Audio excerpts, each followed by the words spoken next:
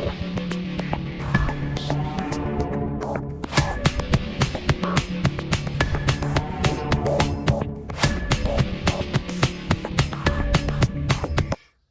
YouTube land, Tychandurus here doing another action figure review, and today we're sticking with the Jurassic themed stuff. We're going with Jurassic World Survival. Now this is the follow-up line from the Jurassic World Rebirth figure line, which is the Jurassic World Rebirth is the one that's based on the what's some call it, the movie. This is like the next line until the next movie comes out, and we'll get more dinosaurs hopefully from Mattel. But this is the Jurassic World Survival line. So this is the Afrovenator.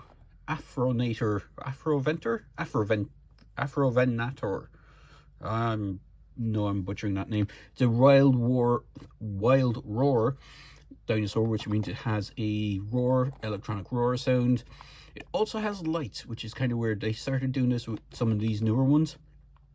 I can't say I'm the biggest fan of it, but this is what it is, the Afrovenator. So you have a whole bunch of legalese stuff on this, and you got a whole bunch of legalese stuff here. And then on the back of the box, you have an image of the dinosaur and some of the other figures in the wave, which is the Ceratosaurus, the Pteranodon, and I can't remember, it's not a mosasaur, but it's one of the other plylosaurs, the aquatic reptiles. I know I'm probably butchering it, but here you can see it has information about the data app. You have the picture of the dinosaur doing its little gimmick, and then you have the Made in Vietnam, and you have the lights and sounds stuff. So we'll get cracking on the dinosaurs. So that's pretty much it for the box. We'll pause there and bring in the dinosaur and have a look-see at the dinosaur in question. So here is the Afrovenator in all its glory. It does have a action feature and a sound gimmick and lights. So we will get into that first because it's the easiest thing, because there is a hidden button here. I'm not sure if you spotted it, but it's pretty much fairly distinctive. So the idea is you press it in, and it does this weird glowing thing. If you hold it, it kind of glows. I think it has two.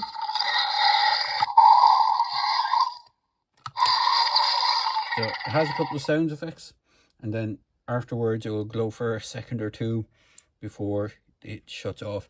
In fact, I'll just turn it on this way so you can see it from both sides. You see it does glow on both sides of the dinosaur, not just the one. So you have that on both sides. There is some assembly required when you get this guy. This tail is a separate piece in the box. It just needs to be plugged in, but once it's plugged in, it's one of those you're not supposed to unplug it, or do not believe it comes back out. It does have some lovely scaling on it. I'm not sure if my camera is picking that up, but you can see the sculpted detail of the scaling. It is done in a kind of almost translucent orange plastic. I'm assuming it's because of the gimmick to get the lights, the LEDs to shine through it. So you have that. The legs and arms are solid, and so is that tail that you attach on. It is a solid orangey plastic. You do have some airbrushing on the feet, and you have this kind of almost beige color underneath. I do like the mouth. It has that thing where they were doing the separate teeth. So the teeth are softer rubber, but instead of being sculpted as part of the head, it's a separate piece, and the tongue part is kind of glued, and the upper mouth is kind of glued over that. I do love the head profile. It reminds me a lot of the, is it the Concavenator?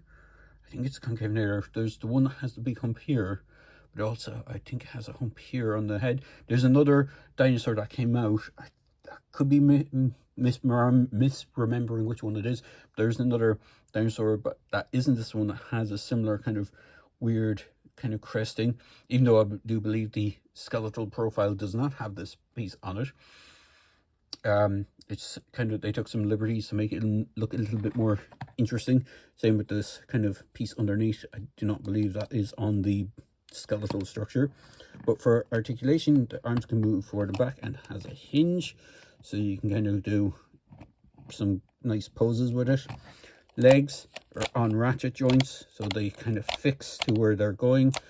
It is interesting to note that the legs they don't really move out to the side, and they are in a kind of a slightly walking pose. So if you want it to balance, you have to move both legs at the same time to get into a position where the legs will balance it. Because if you leave one leg off tilt, it can just about stand, but it just looks unnatural. Tail does not have any, oh, it does have a swivel, but it's only for where it connects on from the packaging, so it's not really intended. Again, there's another almost like fish fin sort of thing going on at the back here, where if you move the tail, it just breaks that and looks unsightly. But it is quite a nice looking critter. I will bring in Mr. Tape Measure so we can see how long it is from tip to snout. And I'll have to do it the other way around. From the back of the tail to the front, it is about 12 inches actually, which is interesting. It's nearly the same length as the previous dinosaur I reviewed, or the one I did a video for previously. The highest point, trying to figure out, is it the back or is that nodule on the front nose? Nodule on the front nose says to me around 5. The back looks a little bit higher. It could be just the way I'm looking at it, but it looks like this is higher, maybe, or maybe just here by the head. Now, is that headpiece a little higher? The headpiece looks like it's about 5 1/4, maybe just a hair under 5.5 inches. So it is a high enough critter for a not sauropod, not ceratops. Where are the fucking meat eater ones called again? The carnivore, but it's the bipedal carnivores. So we will bring in, this is one of the Hammond collection guys. I cannot remember which one it is, but we'll bring in one of them so you can see how it stacks up. It's about similar build height to one of these guys. I've forgotten what name this one is. I don't think it is. Is it Gordosaur? I don't think it is. It's one, and it's not an Allosaur. I know that. The Allosaur is actually bigger. It's one of the more smaller, medium-sized guys. But it is quite a nice looking dinosaur. Again, I do love the kind of lizard or reptile kind of sculpting on the front of the face. I'm not sure if you can see that there, but it is really cool. And we will get in a good old human character. We'll move you out of the way just so you can see the height of this guy compared to some of the human characters. Probably munch. I don't think he's going to stay in the mouth. No, the jaw is a bit too loose. Again, there's nothing articulation wise in the neck except for the actual action feature, so you can move it manually, but it doesn't rotate and it doesn't stay in position, so it goes back to that neutral position. And the jaw, again, jaw is a very loosey-goosey thing because it's part of the action feature, and it will move when you move the mouth. So not a bad dinosaur sculpt. I would love to see if they do a version of this in Hammond collection. I probably doubt it. They tend to stick more to the actual creatures that were on the movie or in the movies or described in the books. But this is quite an interesting design. I'm not sure if I'm going to pick up the Ceratosaurus because I have the Hammond collection version and I have some of the previous Roarivore versions. So it is slightly different because it has that glowing inner light thing like this guy does, but I don't know if I'm going to pick him up as well. But all in all, I do like this. And I'm going to butcher the name. Afrovenator.